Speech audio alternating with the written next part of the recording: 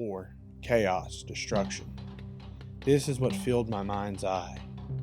I saw boats, soldiers, and blood.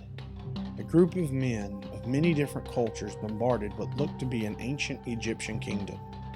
As the smoke rose from the battlefield, I saw it twist into the sign of scales, weighing out judgment. But as I looked closer, I saw that it was actually a serpent, twisting and swirling about. Soon the battlefield faded, but the serpent grew, and I saw a caravan of men passing by it. And as they did, the serpent would strike at the heels of their horses, and one by one the men would fall from their steeds, being thrown into the dust. The serpent began to speak, chanting curses. Then I understood a single word, a word that it repeated over and over, but with each time it changed in language and style. Denyen, Dardanian, Dan.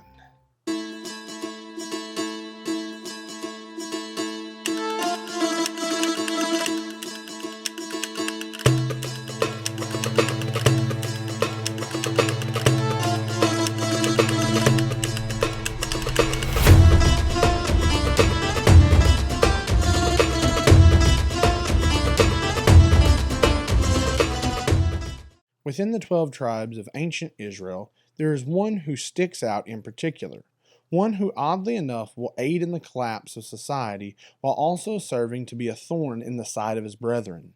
The tribe in question is none other than that of Dan, also known as one of the lost tribes of Israel.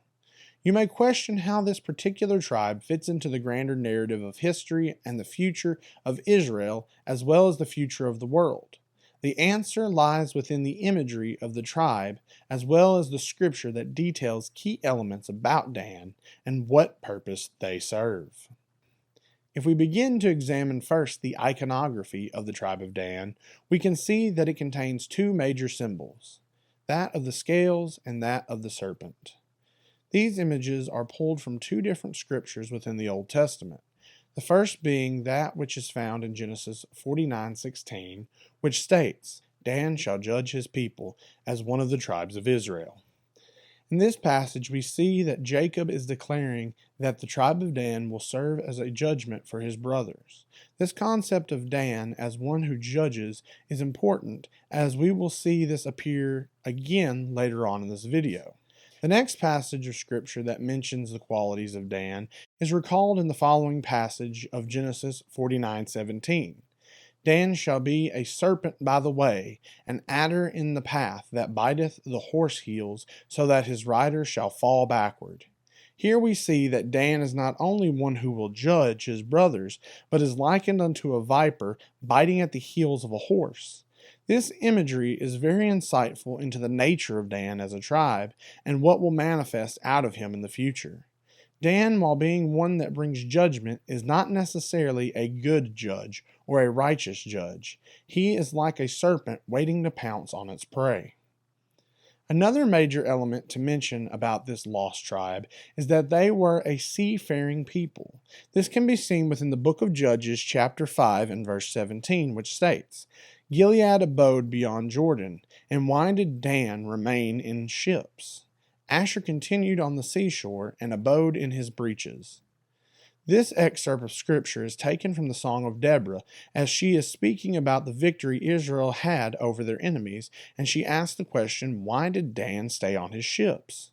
We take this passage and then look at where the tribe of Dan was located within ancient Israel on the border of the Mediterranean Sea. Taking into account the scripture as well as the location of the tribe, one can glean that the tribe was a seafaring people.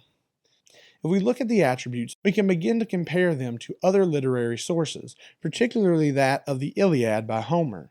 In the Iliad, there is a faction of the house of Troy, or the Troad, known as the Dardanians. This faction was distinctly separated from that of the Trojans.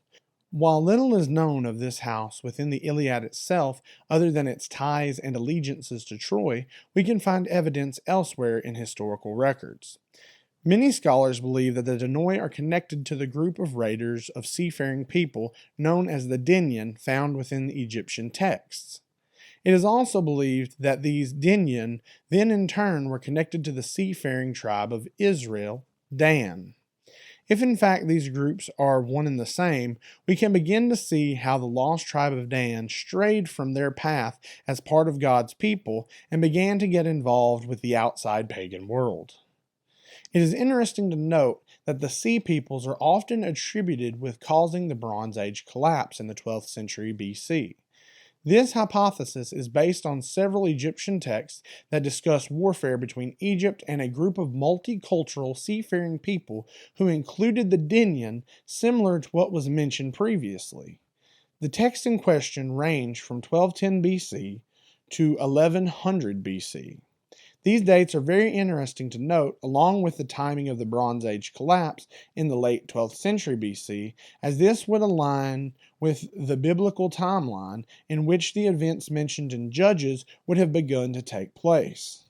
With Deborah's song taking place in 1235 BC, only 25 years prior to the first Egyptian account of the Sea Peoples. I hypothesize that the Bronze Age collapse was due in part to the rise of God's chosen people within the Israelites, as well as the tribe of Dan aligning themselves with other entities outside the children of Israel, engaging in warfare with countries all around the Mediterranean, causing unrest and upheaval within the normal operation of the previous civilizations.